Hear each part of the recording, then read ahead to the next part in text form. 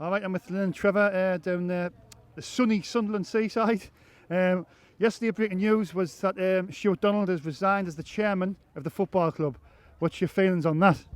Good riddance. Unfortunately, it's not good riddance. He's staying because he's the owner. Yeah. I'd rather him go permanently and sell up. Yeah. All that does really is make him invisible to the questions that he doesn't want to answer. Just avoid the fans he's abusing, to be honest. That's what I think. He's just trying to stay out the way. Sadly, we just wish he would do the honourable thing, as he's always said he would do, and find the right owner and move on. He should sell the club, as he says, for the price he's paid for it. I mean, which is 16.5 million. Yeah. It's not 37.5 or 40 as he's trying to get. I don't know where he's coming from with these figures. I mean, we've got a worldwide recession, worldwide pandemic. We're in League One for the third season in a row. How does he expect a 40 million price tag for a League One club? When he bought the club, he had £90 million parachute money coming to him. That isn't happened. That's all gone now. He had 2 seasons of 30 million and 15. So he's definitely played a percentage of the club with that money, and that's wrong. And the next owner won't have the luxury of those payments to deal with, play with, or do whatever they want with. For him to blame the fans, and we are the strength of the club.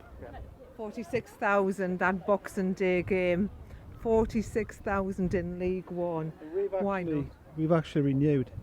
We wanted the 10,000 that's renewed, but the only reason we renewed is we want to keep our seat. We've had that seat since Roker Park closed, and we didn't trust him to keep his word.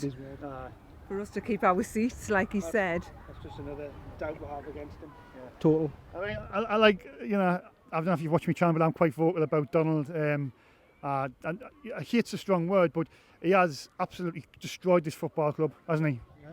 We thought he was a saviour when he came in from and bought from Ellis Shaw. Well, a lot of people did. I think for a year he was very popular. I didn't believe him. That's all gone. That's all gone. I didn't believe him from the start. I didn't even believe him from the start. It nearly worked that first season, and he may have been forgiven had we got promoted and then found out what he's subsequently done with the finances. We might have forgiven him, but sadly, he's been found out, in my opinion. Yeah. Have you heard of Chris Weatherspoon? Chris, I know Chris. I've done a podcast.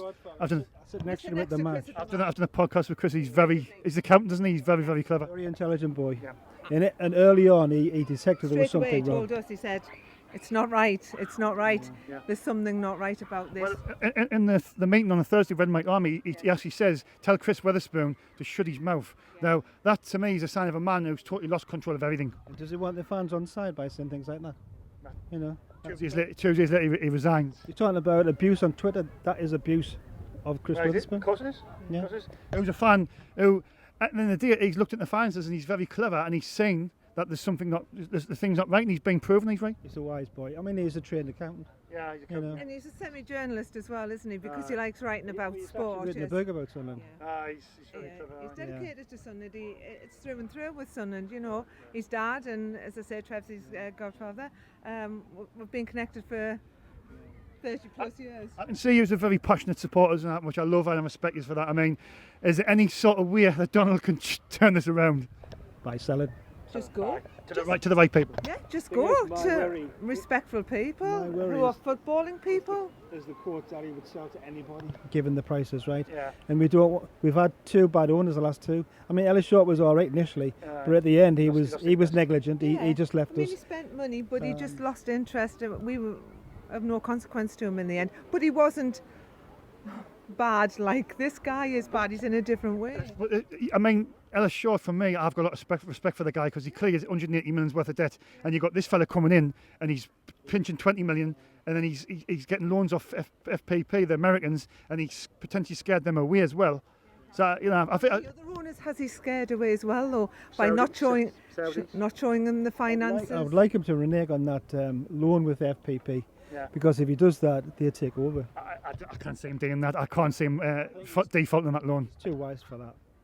He's not going to default on the loan. I mean, that would be a brilliant scenario because in FPP, Americans worth 30 billion will come in. I can't see that happening. They would sell it to somebody who did, and they would have the contacts. Or get somebody in who knew about football to run the club on their behalf. I was just worried that he's sold every asset off. Yeah, I mean, every young kid coming through, any potential, they should be coming through the next few years. They could be our future, and he's ruined all that. Just quickly, on a best case scenario for Sunderland Football Club, new owners, what about the manager? I think we've got to stick with him for now, give him a chance. I believe that, Yeah. I firmly believe he would have got into the top 6 if the last few games had been allowed to finish. And I consider that. Finish the season that way. FP, Yeah. the points became... The points. Yeah. Well, look at it. If everybody did that correctly, everybody would have won the Poos in years gone by. It was a horrible way to end the season. It was unfair. Look at Barnet's been promoted and they finished 11th in the league. Does that not say it all? How's that just unfair? That to me is the a perfect example of the AFL. They were a joke. They were an absolute joke. I think what's ironic also, the teams that didn't want to continue the season Play football. are the teams playing in the playoffs. Wycombe Wanderers. Yeah, Wycombe Wanderers and who have been promoted. That's why my on the live shows on the Thursday, I couldn't congratulate them because not being bitter or sour or anything. I just think that they decided not to play, but they knew they'd be in the playoffs. They're in the season next season. They're going to have a horrific season in the next league because they're not good enough. Simple as that. And if we'd gone up, I think we would have been in the same boat. Right. We would have struggled. Just quickly, next season, can you see us getting promoted? No. No. Right. Thanks for your time. Very passionate supporters. Great interview that was. Great interview. All right, and Mr. Steve down the sunny, well, not the sunny sun now, it's overcast, but breaking news just to Steve was that Stewart Donald is obviously the owner, but he's resigned as the chairman of the football club. What's your initial thoughts on that? Just another blow for the club, isn't it, really? I'm pleased he's gone, personally. But where do we go from here? Who's going to run the club? Obviously, he was the chairman, but he must have some plans in place for somebody to take over. It's got to be. Is that what you're thinking? Do you think there's got to be a new owner's coming in the next few days? I mean, that's what I'm hoping. It just seems funny how loads of people have either been resigning or getting sacked or whatever it is. Tony Courtney, some people from the academy, you know what I mean? It seems like he's streamlining the staff, maybe for someone else to come in, but who knows? And it's got everybody thinking. I mean, a lot of fans are saying, well, he's resigned as the chairman, but he's still the owner, so it doesn't really make much. But if Richard Hill's left his role and Tony Courtney's left his role, and now he's resigned as chairman, then there's got to be. I'm hoping there's a consultant coming in, maybe he's meet agree with some multi-billionaires. Well, first thing that sprung to mind for me was rats leaving a sinking ship. Oh God! That could be it. But I hope it's not the case. You know what I mean? I've paid for my season ticket this season, so I want to go back and obviously support the lads. But he wasn't the right man for the job, anyways. It's just he came in all full of honesty and openness. But then most of it's just been a pack of lies, and he's just saying what people want to hear. And I don't think he ever had the money really to take us where obviously we need to be. Basically saying that he come in, he seen an opportunity, him and Charlie, his pal, they thought they'd get the club on the cheap. They had 2 years of parachute payments. They used that to pay for the club, bring the costs down, get promoted, and then a massive profit in the first year. Aye, exactly. They never had any plan B. No, I don't think they did. They're just both businessmen seeing an opportunity to make some money, and they've took the opportunity.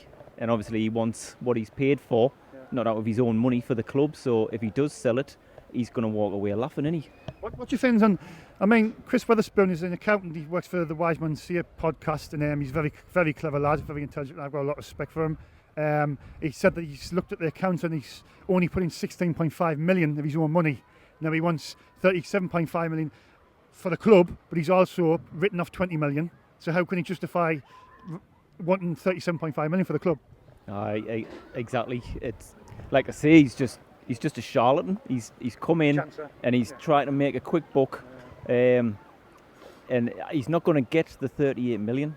We're in League One, you know what I mean? We've missed out on playoffs this year. Obviously, it was how the league worked it out, points per game.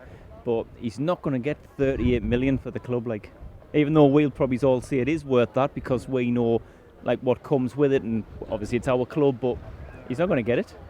Not a hope. I mean, I've had this discussion a lot of times on with the lads on our channel. Obviously, if his heart's not in it, he knows the fans hate him. Will he be even if he's the owner coming to start the season? Will he even invest? He says we're going to have the biggest budget in the league, irrespective if he's here. I mean, I find it hard to believe. Aye, me too. I think we'll be using some of the young kids, me, in the squad, because we'll not have money to bring people in. Yeah. I think he sent a lot of the players, though. I mean, he sent a lot of the promising youngsters. He sent them all. Is that another thing? Aye, like Ballymumba. You know what I mean? He's apparently, has he gone to Norwich or? 350. Yeah, but I heard he was going to use that money to pay people's refunds. For the season card. So that same again, he's not using any of his own money. But we might have no choice but to use some of the youngsters if we kind of get a big enough squad. If we've got no money. I mean, it's a bit worrying. I mean, could we actually go into administration, because he wouldn't really care, would he, or would he? You know what I mean? That's the way for me, like. I don't think he'd be bothered. Not the way. After watching Charlie go on, I don't think that they give a nick. Honestly, I don't at all. As soon as he can sell it, the better it is for us to move on. Great, totally agree. Thanks for your time, mate. SAFC Fan TV. I'm with Kyle. Kyle, obviously, breaking news yesterday was that Stewart Donald stood down as the chairman of Sunderland Football Club. What's your initial thoughts on that? From obviously Stewart, I am happy. I am now. I think just showing him yesterday resigning shows that he's got no passion in that club. He doesn't want to be there. And to be honest, he did say, I'm not going to be there if I'm not welcome. And to be honest, he isn't welcome. So I think he's done the right decision for the club going forward. But we'll soon find out, won't we? Soon find out soon. I mean, it's very doom and gloom at the moment, as being a Sunderland fan, as you know. Yeah. But things can change quickly. I mean, if new owners come in, the whole place will just, be revitalised, and it will just be, there's 10,000, renewed for this season cover next season, so there's 14,000. Well, I haven't renewed, but I'm sure them will come back if the optimism's there and there's new owners in a new direction. Yeah, I agree. I think the fact that, I know it doesn't look great at what's going on at Sunderland at the minute, but, I've been a Sunderland fan all my life, and, you've got to take positives. At the end of the day, in your club history, you're always going to have bad times. It doesn't matter. You can't be all great at, but I do believe in Sunderland, and any fans out there, just honestly get your season ticket and support the lads, because them boys need you more than anything. So just keep supporting the Sunderland boys. Yeah. I mean, he did come out and see on the Thursday, at a meeting with the Red and White Army and the supporters liaisons, and he did see that the fans were to blame for the toxicness between the fan for selling the club. If you want to sell the club, potential investors and potential people who want to buy the club, they're seeing the supporters and they're saying it's he's sort of blaming us. Aye. He's saying that we're toxic, and I thought that was a really, really, it was a wrong thing to do when we've been there through thick and thin. We'll be here longer when he's gone. Do you know what I mean? I think it was a bad thing what he said when he said that. Yeah, I agree. There's no need of that in football, to be honest. Like I say, you get bad times, but to come out with them comments, I mean, it really shows what the real man he is. So, yeah, it's very disrespected by him. But hopefully he'll just go now, and like I say, we can move on, get some new owners, and hopefully the passion of the boys will come back, because at the end of the day, we're still Sunderland Football Club. We're all passionate Sunderland fans, so hopefully we can get back up on the up. You say that things can change very quickly. I mean, if new owners come in, Michael Gray's being linked with a consortium. If he come in, he knows the club. Yeah. I think that's what we need right now. Like Niall Quinn come back in 2006 when we just had been relegated. He bought the Irish Germanville consortium, and it was, he lifted the full place. He brought in Roy King. Things can change. I mean, it's all doom and gloom, but if we just get the right owners coming in, do you know what I mean? Everything can change. Yeah, exactly. And you don't really know. Like I say, a new ownership, maybe it's with a bit of money, not load of money, do you know what I mean? Just something that we can spend well in the transfer and go forward. But I'd love to see Mickey Cray in the club, because I see him all the time on Facebook and tweet, and he loves the club and he knows the club. And I think someone like that in the club, I think, going forward, we need someone in there. Yeah. I mean, to see if Donald does stay. And he's the owner, and he appoints one of his mates as the chairman, runs the club. Are you confident he'll invest in the squad and gets the players for next season? No, I'm not confident at all, to be honest. I hope if he's going to go, just go, and then get some new owners, because I think we need a fresh eye going forward, a new vision moving forward, especially if we're going to be challenging the Championship. We need a bit of spending in the League One, and then going in the Championship we need to rebuild, not fighting for League One. Look at Charlton, Luton and Barnsley. They're all fighting at the moment. We don't want to be fighting like that. We're Sunderland Club. We should be in mid-table at least. Yeah, but you give Parkinson another season, Or would you change that? But I don't. I was always on the fence with Parkinson, but I don't feel like we should. I think we should just stick by him, keep some consistency going, give him the funds, because he hasn't really had the funds, to be honest. So give him the funds, and then just see what happens from there. And if it doesn't work out for them, then we move on. We go again. Keep the faith in Sunderland till we die, yeah? Exactly. Sunderland till I die. How are the lads? Thanks, mate. Cheers, mate. Hey, cheers. All right, I'm down the seafront. I'm with Nathan. Nathan, breaking news yesterday was that Stewart Donald has resigned as the chairman of Sunderland Football Club. What's your thoughts on that? Personally, I think it's a good thing. I don't think he's done anything for us, really. Look where we're at now, it speaks for itself. I mean, he's lied constantly, really, hasn't he? I mean, he come in, he spoke to the fans well, he come across like he was in it, not in it for the money, but that's proven after 2 years that he definitely wasn't in it for the money. And I think now it's the club's at an all-time low, isn't it? It is, absolutely. I mean, look, we've never been in this position before, especially not in my lifetime anyway, so it's not good for the city, really. I mean, he come out as well and said on Thursday with the fans group, he said that the fans are to blame for the current, he's trying to sell the club, the toxicness between the supporters. He's blaming potential investors or people who want to buy the club. He's blaming it on us, basically. It doesn't show well for himself, it doesn't show well on us, it doesn't show well on potential and new investment. It doesn't look great for anybody, really, and it's not doing himself any favours, blaming it on the fans. What do you think his reasons are for stepping down as the chairman? He's still the owner. Do you think it could be a case of the club could be getting sold in the next couple of days? And he's just. I would like to hope so, but we'll have to see. I mean, going forward, if he stays here for next season, obviously I think Parkinson will still be the manager. Yeah. Will he back the squad? That's the worry. Will he back the squad? Will he heart be in it? Because he knows the Sunderland fans don't like him. So why would he even want to invest in the squad when he knows we don't like him? Good question. I mean, we'll have to see what plays out next season. To be honest, it's a difficult one, but I hope it goes well. You just don't know. If he doesn't sell the club, and he's the owner, and Parkinson's the manager, I mean, are you confident next season? I mean, we haven't signed any players yet. We need about 8. I think Parkinson said we need 8 players at least. And there's a lot of free transfers out there, but we don't seem to be making any noise with even signing anybody at the moment. Personally, I'm not very confident. I've seen a lot of people going out as well. The team seems to be down to maybe the bare minimum, 11, 12 players in the squad. So no, not right now. I'm not very confident at all. Yeah, it's like doom and gloom at the minute, and I think everybody's just feeling the same. It's just like where do we go now as a football club? True. Yes, that's it. No, everyone's up in the air. Everything. It's a good question. Right, thanks for your time, mate. Cheers, pal. All right, Mr. Glenn, a Sunderland fan. Yesterday, breaking news was that Stewart Donald has resigned as the chairman of Sunderland Football Club. What's your initial thoughts on that? I'm not surprised. I think he's had a hard run the last few months, and I think he's realised that the time needed to run a club of Sunderland AFC, it is very onerous, and I think he's obviously out his depth, and I think it could be a good thing that hopefully he'll appoint a chairman that can guide us in the right direction. So hopefully under the stewardship of someone else, we'll start going in the direction that we need to go, because at the minute with Stewart making the business decisions, it doesn't seem to be working. Obviously he'll remain as the owner, so it's essentially more of a token gesture really. He's still going to be around, but hopefully we'll appoint someone that'll be more footballing minded and make proper commercial decisions.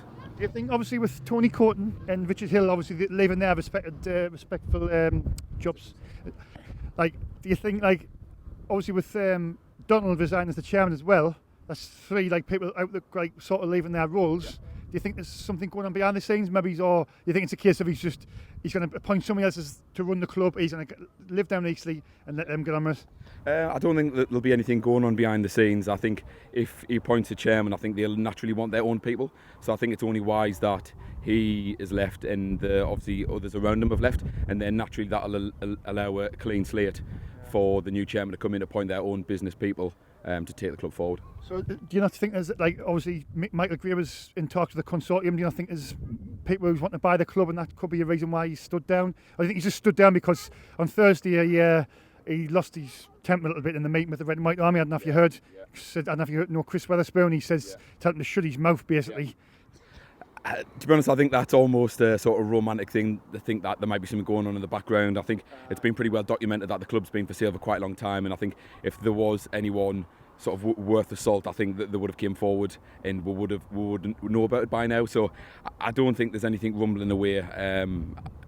We'll have to just wait and see. But yeah. What's your feelings on Donald as a well in the whole? He's 2 years is up now, and he's doesn't been a great time, is it? I mean, with 3 seasons in the third tier of English football is not acceptable for this football club. I think he's a victim of his own success, because when he came, you couldn't not see the person. He was everywhere. He was responding to people's tweets all the time, and it was a stark contrast from the previous owner. Obviously, Ella Short, you would never used to hear from him for years, and then everyone was obviously a huge admirer of Donald, because all of a sudden we now knew who our owner was. But I think sometimes with ownership, it is better just to be seen and not be heard. And I do feel sorry for him in some way, but at the same time, I think some of his business decisions, I mean, it was pretty well documented in the Netflix documentary that paying £4 million for Will Grigg, looking back, it wasn't a good move. He did. So I think he shoots from the hip sometimes, and I think he's maybe a bit naive, which is hard to see sometimes as a Sunderland fan. So, I mean, when he first come in, he said the right things and everything. But do you think, looking back at it now, he's made the Sunderland fans look a bit silly by I didn't believe him, but I know a majority did. They believed in everything he was saying, and they believed he had this plan. But I think everybody should now realise that it was just a case of coming in, buying the club on the cheap, and then a quick promotion, get the costs down, and double your profit and out the door. Yeah, I think a lot of the things which he did change in relation to the culture and trying to get the sort of fans back on board was obviously great for the club.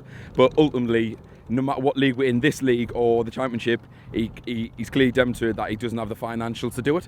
So he's caught in limbo. It obviously was a bit of a sort of business decision chance where he wanted to get us promoted and then trying to flip us on. Fair enough, people do that. But when it's sort of toying with the heartstrings of fans, that are sort of born into this, it's hard to watch, and for me, he just doesn't have the financials to be in either league. He definitely hasn't got the financial side of things. I mean, do you think he can turn it around? Do you think he can change the fans' perspective of him, or do you think if he does one good thing, he can sell the club on to the right people who's got plenty of money and they've got a plan, and they can leave him with some sort of grace and a little bit dignity? I think it's going to be hard. 2 finishes in League One, both the record lowest finishes in our 140-year history. I think it'll be very hard to turn that round. Players like Ian McGeady, very talented player. Ultimately, it's for the manager to get the best out of the players, but I just feel people like that with a bit of quality, letting them go, and it's almost just like race to the bottom where you just keep on going to the next player, and trying to rely on the youth. I think maybe is a bit of a dangerous thing. So I would say it's going to be an uphill battle. It's going to be one of those things where I think it's going to get worse before it gets better, and he's probably going to have to put more money into it. But as to whether there's funds available, we'll have to wait and see. So next season, quickly, it doesn't seem like you're very confident going forward next season. Oh, I can't wait. It's going to be class. But no, I mean, I've renewed my season ticket, and I go to a lot of the away games, and it's sort of in the blood. You know what I mean? And I wouldn't go if I didn't have that element of hope, no matter what league we're in. But it will be tough. The teams coming down, they've been in League One before, and I think it will be very hard. And the teams that didn't go up, Portsmouth, they'll be thereabouts again, and it'll be very tough. So we just need to keep the players that we've got that do have a bit of quality, and hopefully try to add a bit more experience. Thanks for your time, mate. Okay. Cheers, pal. Right, that's great. Thank you. Thanks a lot. Right, cheers, pal.